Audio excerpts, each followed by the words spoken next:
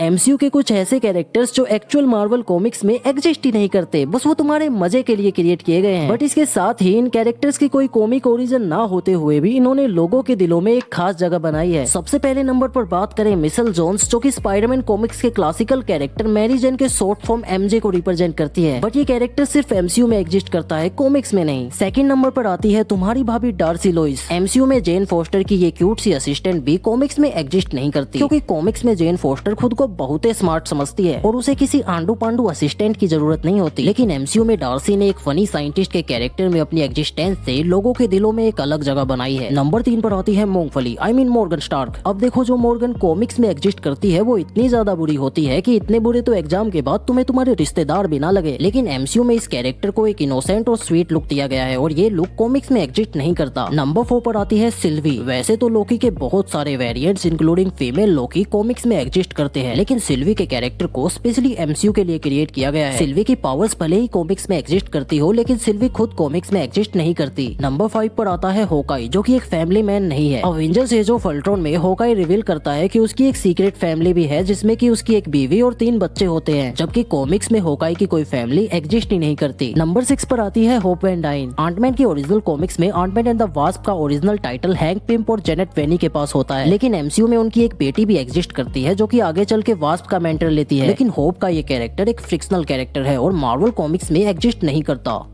In well known characters के अलावा MCU में ऐसे बहुत से बिन बुलाए मेहमान हैं जिनका की कॉमिक्स में कोई अस्तित्व ही नहीं है, और ये कैरेक्टर्स हमें बताते हैं कि एमसीयू हमेशा कॉमिक्स के हिसाब से नहीं चलता, उसके पास अपने खुद के प्लान्स और आइडियाज होते हैं।